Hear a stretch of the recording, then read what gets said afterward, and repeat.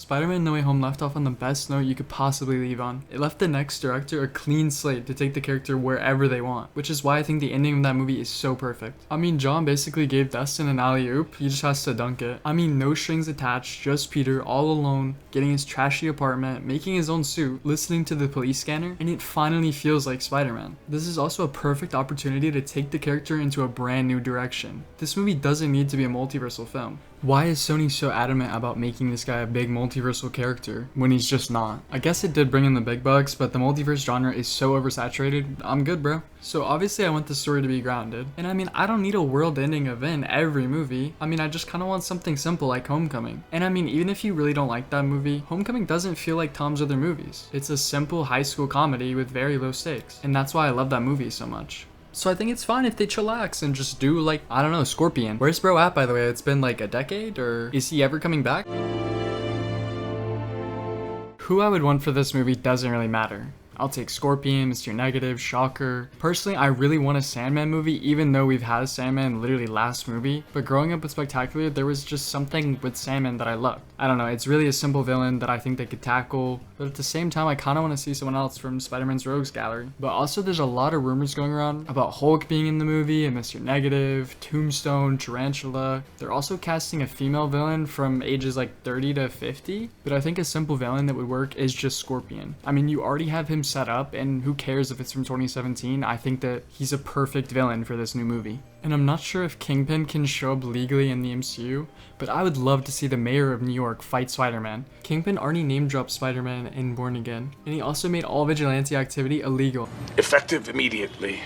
All vigilante activity is illegal. You could have Spider-Man getting involved with the gangs of New York and stopping them and messing up their operations. You could have Matt Gargan working for the Kingpin, and Gargan is already mad for what he did to him in the first movie, so maybe Kingpin wants to take him down, and he sends Matt Gargan after him. And that's why I think Scorpion's the perfect villain for Spider-Man 4. And I don't think that's a hot take. Another thing that shouldn't be a hot take is I don't want MJ and Ned in this movie. It kind of takes away from what happened in the last movie, but I don't mind if MJ shows up at the end, or if we see Peter checking up on her from the rooftop or something. I just really want this fresh slate to explore a new cast of characters and actually make them characters and not just be one note. In talking about a new cast of characters, Sadie Sink is casted and we have no idea who she's playing. I really wanted her to play Jean Grey, but I don't know, she could be playing anyone. She could even be playing Gwen, and now I don't think she'll be playing the actual MJ. People trying to say this is Mayday and it's like Toby's kid. This is not Mayday, bro. You guys need to actually let go. This should go without saying, but keep Tobey and Andrew out of these movies. We do not need to see them again. It kind of makes No Way Home less special if they just show up again. Have them show up in like Secret Wars or something. Spider-Man doesn't need a mentor. This is a perfect opportunity to make Spider-Man Spider-Man. This is a minor thing, but this movie, we just need to keep one suit and not have a bunch of variations. What is this, genuinely? What is this? I know it was made to sell toys and whatnot, but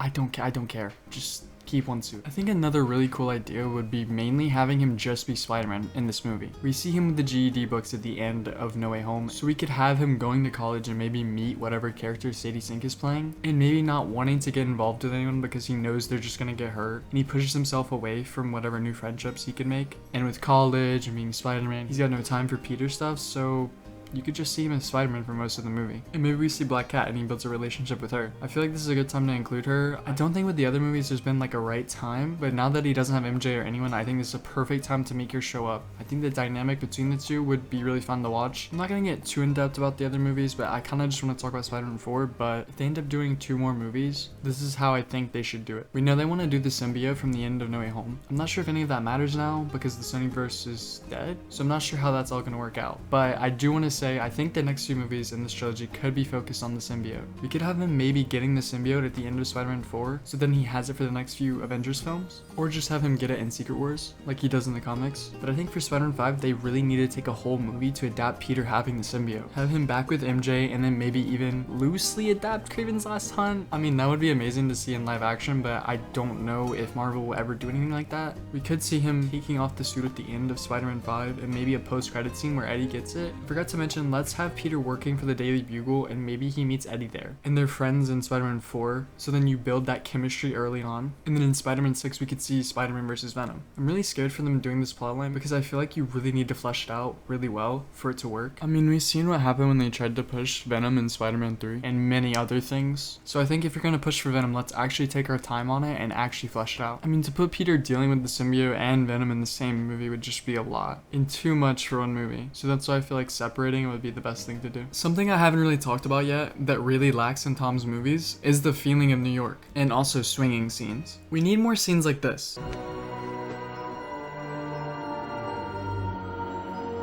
A guy trying to save a bunch of kids?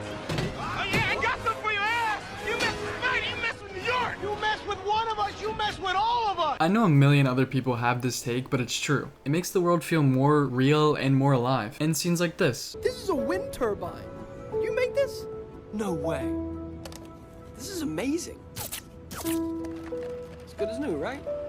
I mean, come on, this is what Spider-Man is about. So give me some of that as well. And now the swinging scenes. If I don't fucking get swinging scenes in this movie, I'm gonna be mad. How is it the guy with webs doesn't fucking swing ever? I'm gonna make a separate video about Homecoming, but as I was rewatching it, this scene popped up.